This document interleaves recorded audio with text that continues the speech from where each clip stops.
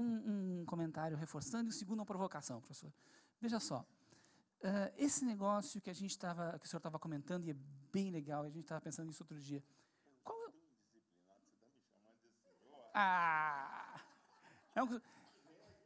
É um problema. É uma coisa engraçada. É uma coisa engraçada. Eu até hoje chamo o Márcio de professor e às vezes, senhor, ele quer me bater, ele quer jogar a cadeira na minha cabeça. Sobre o Ciência Sem Fronteira. A gente estava pensando outro dia, o pessoal todo preocupado com a produtividade da indústria, a gente estava falando, cara, isso é o de menos. A produtividade, esse pessoal que está indo para fora e vai voltar daqui a pouco, trabalhar como engenheiro na indústria tal é o de menos. O que está se fazendo, e aparentemente é uma coisa bem pensada, isso é um jogo de xadrez político interessante, e não é essa banalidade da produtividade da mão de obra, que se a gente conseguiria de outra maneira, é que está se diluindo a elite. Isso é muito legal. Aquele grupo mais, que eu comento, né, os mais coxinhos, assim, aquele pessoal mais terrível, mais agarrado aos seus privilégios de exploração da mão de obra, inclusive, vai receber na próxima década, nos próximos anos, um grupo de pessoas que não tinha acesso a isso e agora teve. E teve de alta qualidade. E vai voltar e vai reivindicar posições de mando. E esse pessoal que vai reivindicar a posição de mando vai diluir esse pensamento mais conservador que a gente já tinha. Isso é o mais legal de Ciências Sem Fronteira. Não é o engenheiro ir para lá e voltar daqui a pouco, amigo nosso estatístico que foi para lá, para fora, está comemorando, pô, o estatístico vai voltar massa, vai voltar arrebentando com a gente. Isso é o de menos. Isso não é relevante a longo... Desculpa, me exagerei. Isso não é o mais importante a longo prazo. Né? Isso que me chamou mais atenção com a questão de Ciência Sem Fronteira. A diluição da elite a longo prazo. Agora a provocação, aí o professor responde. Novamente, os vícios de economista, aquela coisa, né? Mesmo que a gente pense em desenvolvimento, a gente não consegue muito fugir da caixinha. A gente é muito de caixinha, é um problema isso. A gente tenta, mas não consegue. Ou pelo menos não consegue com sucesso. Quando a gente pensa, por exemplo, professor, e a provocação, a gente está enxergando os próximos passos da economia brasileira, da sociedade brasileira, do desenvolvimento, dessa como é que a gente vai dizer? A superação, pelo menos, de parte dessa pessoa que estava privado do dinheiro, privado da moeda, a entrada dessas pessoas começarem a enxergar que é seu direito ter acesso, pelo menos, ao consumo. A gente tem um pouco de receio. Nós não temos a certeza, nós, né, pensando como economista, a gente não tem a certeza que isso é um processo consolidado. A gente tem muito receio de que isso possa ser não destruído de um ano para o outro, mas mais, sei lá, 5, 10 anos de repressão e opressão, inclusive cultural, pode voltar, pode degringolar, porque é muito tempo de dominação para ser desfeito. A gente tem muito receio disso. Por outro lado, quando a gente observa uma coisa que a gente não olha muito, nós não costumamos olhar muito, que é a população brasileira está começando a parar de crescer. Daqui a pouco ela estabiliza. Se a economia começar a crescer um bocadinho só, vai faltar mão de obra, inclusive para essas coisas, as coisas mais banais, né? Isso pode dificultar, do ponto de vista até físico, a continuidade da exploração da mão de obra da maneira como é feita no Brasil até hoje. Pegar esse pessoal e usar para coisas simples, porque eles não precisam. Eu achei perfeita, como o professor falou. Eles não precisam, a gente é diferente. A minha filha precisa, mas a filha da empregada não precisa. Vai começar a ficar difícil para esse tipo de exploração da mão de obra continuar, porque vai faltar gente, né, se o Brasil crescer um bocadinho só. Então, fica a provocação no seguinte sentido. Por que o professor acha que esse processo está consolidado? Né? Por que acha que esse não tem retorno? Porque as elites parecem que têm força para resistir, eu tenho um pouco de receio dela. Ela tem força para resistir, ela tem os meios de comunicação, ela tem o poder da polícia, ela tem o diabo na mão dela. E, por outro lado, se esse esvaziamento da mão de obra sobrante, né, ou, se quiser, das reservas de mão de obra, pode ajudar nesse processo de evitar que nós voltemos a sermos o que éramos. Um país com uma quantidade de mão de obra sobrando, que a classe média comprava praticamente uma empregada, comentário só para reforçar isso, fui morar em Brasília, né? Aí fui olhar os apartamentos para morar em algum lugar. Vocês precisam ver o quarto da empregada construído naquela época. Manja o depositinho, que às vezes o pessoal tem em casa, aquele quartinho minúsculozinho. Eu fui em um, por exemplo, que tinha o espaço da cama, que parecia uma cama de marinheiro. Já viu cama de marinheiro? É um tiquinho assim. É uma cama de marinheiro, e o armário dela, se ela levantasse a cabeça, ela dava de cabeça no armário dela. Era só o que tinha. Isso como era feito a mão de obra era vista no Brasil. Se o professor enxerga isso, se a gente tem condição de evitar que isso volte a acontecer de novo. Então, eu acho que nós não podemos subestimar a economia. Efetivamente, aprendi que as bases materiais dos processos determinam as possibilidades. Nós não podemos mais do que materialmente é possível. Mas aprendi também que a economia é economia política, né? Economia é economia política. Então, talvez eu tenha uma aposta de que a política também é capaz de produzir condições materiais, né? Ou seja, condições subjetivas podem contribuir, ajudar ou interferir, produzindo condições políticas, né? Então, talvez eu esteja de olho na política externa, que, surpreendentemente, nós deixamos de fazer uma política externa nos mesmos 12 anos. Esse Luiz Inácio fez coisa, viu, gente? Interferiu em muitas coisas. A política externa brasileira, que era uma política externa, não é? E eu li o lançamento de um livro de uma economista, de uma historiadora francesa, e é fantástico, porque ela fala do financiamento da CIA à construção do Instituto IBASE, né? Do Fernando Henrique Cardoso.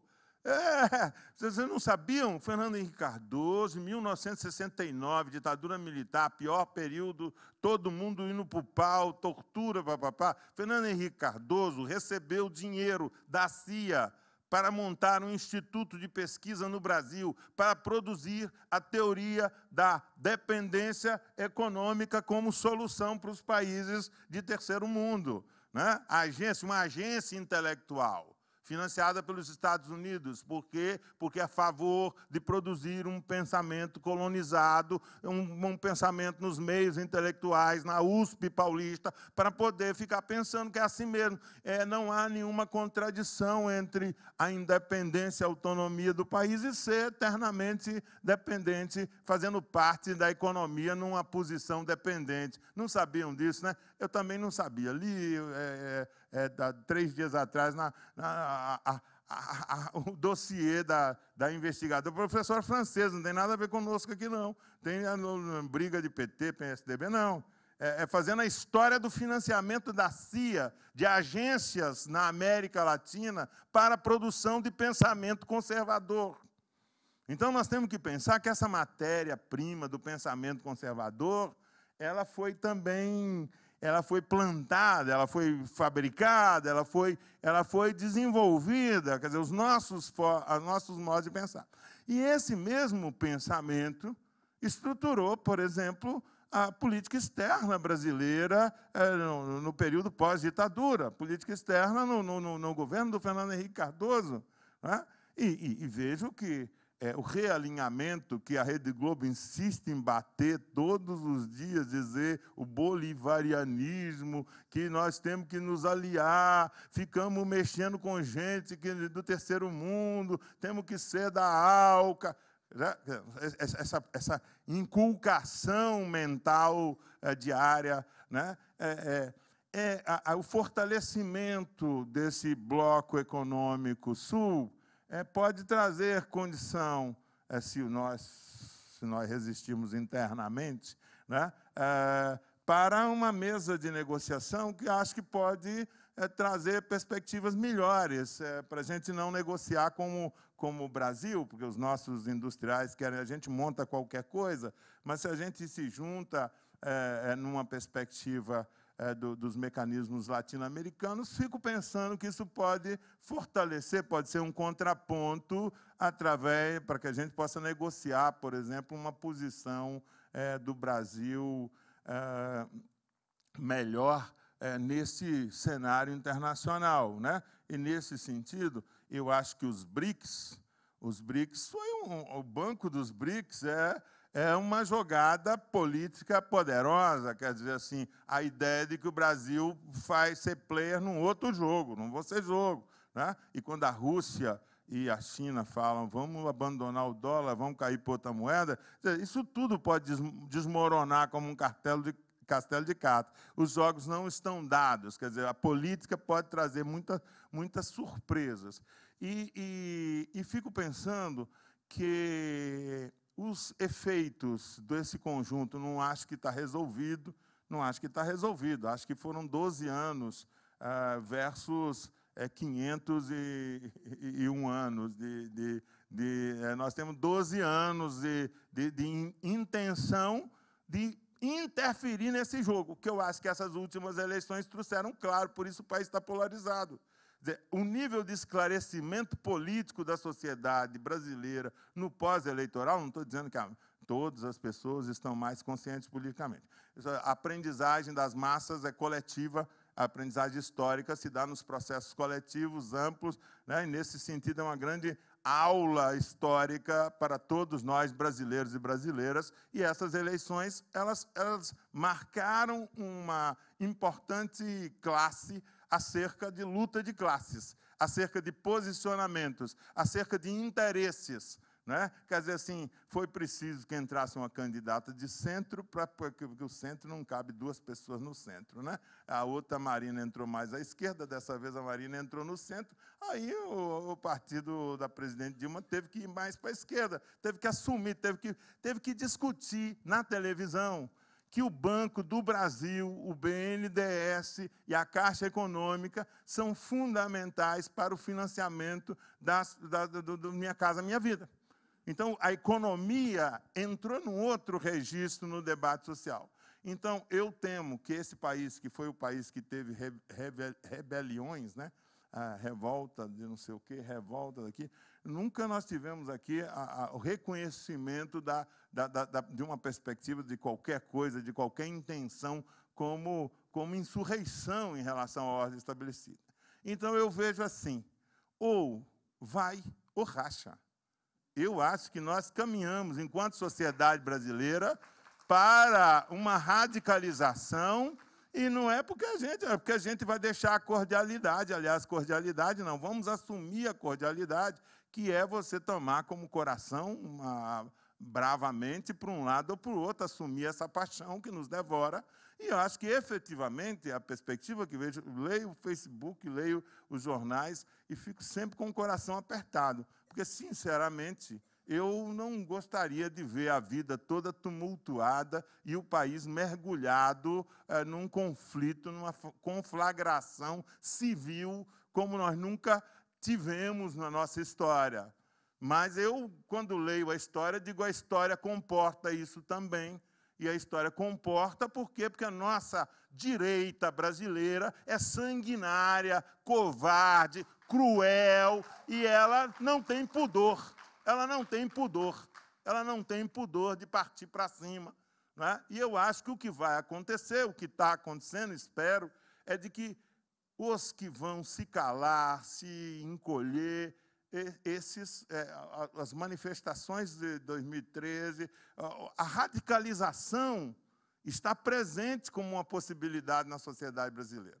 Então, quem achou que até então fazia o que queria, do jeito que queria, da forma que ia fazer, tenho a impressão que pode se surpreender com a capacidade de reação social da sociedade brasileira. Não estão achando que o Brasil era o Brasil de antigamente, né? Então, precisa de avisar a direita de plantão, aos golpistas, que esse país está mudando, tá certo? Que esse país está em processo de mudança. E de que essa mudança comporta uma reação efetiva contra tentativas de produção dos processos, de manter no banho-maria da economia. Então, a pergunta que eu devolveria é isso. Será que a economia vai ser... será que eles vão conseguir manter estritamente como um debate econômico ou, efetivamente, esse debate econômico vai cada vez mais se aprofundar na condição de um debate político, chamando os brasileiros, e aí a classe trabalhadora, os setores oprimidos, os movimentos sociais, lamentavelmente o nosso Anderson não está aqui, que eu acho que exatamente poderia dizer dessa disposição do que vai acontecer no próximo capítulo. Mas eu estou apostando de que algo de novo aconteceu no Brasil. Pela primeira vez na história da dominação, na história da exploração brasileira, nós estamos tendo uma possibilidade de construção de um espaço de pensamento crítico. Senão, não teria sido convidado para falar nessa mesa essas coisas que eu estou dizendo. Obrigado.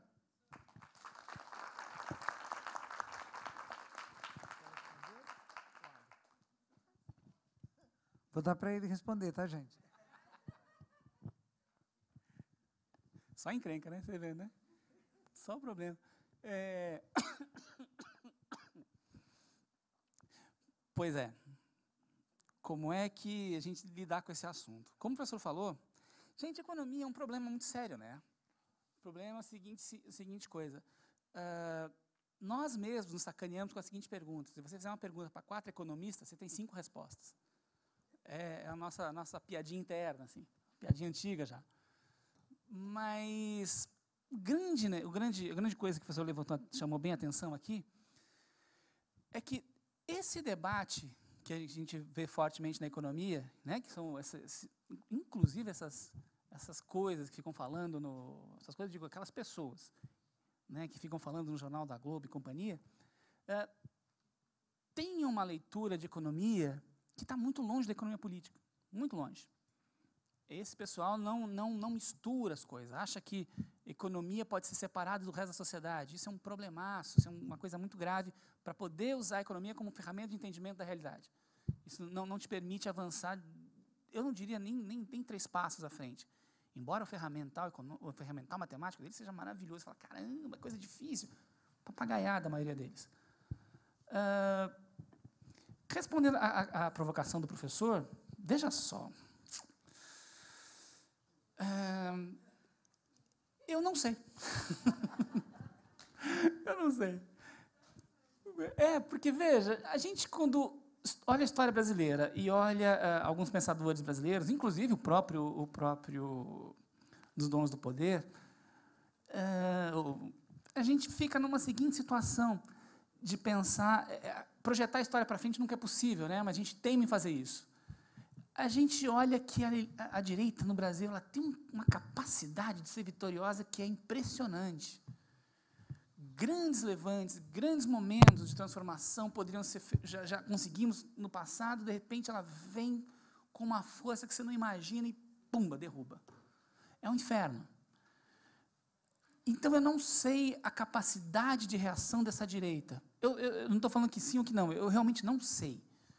O fato é, se nós entrarmos no discurso dela de precisamos ajustar isso, ajustar aquilo, subir juros, abrir o mercado, essas bobajadas todas, se nós entrarmos nesse discurso, vai acontecer exatamente aquilo que eu estava comentando quando eu falei para vocês de maneira mais longa. Nós vamos entrar nos acordos comerciais, nós vamos fazer uma recessão longa no ano que vem, nós vamos ter dificuldade de ter receita no Estado, fazer política pública, isso vai ficar difícil. Se nós conseguirmos que as pessoas que perceberam que elas são agentes sociais, que elas são atores sociais, que elas são agentes da história, se as pessoas que fizeram o movimento do ano passado perceberem isso e falarem, você não vai fazer uma recessão agora, você vai continuar fazendo esse país caminhar para frente, eu acho que temos uma grande chance. Temos uma grande chance. Aliás, um momento muito, muito importante, o professor falou. Eu não conheço outro momento na história que ficou muito claro que nós não somos uma nação de pessoas cordiais e submissas. Nós somos, como diz um professor antigo meu, o professor João Manuel, falando, o brasileiro é violento. O brasileiro não é cordial. A violência é uma violência escondida, uma violência dissimulada, perfeito, dissimulada. E pela primeira vez isso pode estar aflorando, e nós vamos enfrentar os nossos fantasmas enquanto sociedade. Nós vamos enfrentar os nossos problemas de divisão social, de pobreza. Os pobres podem mostrar a cara e falar, não, assim não brinco mais, assim não vou mais fazer, eu vou para cima de tu. O que eu acharia ótimo. Mas eu não tenho essa segurança, sabe? Por isso que eu não sei.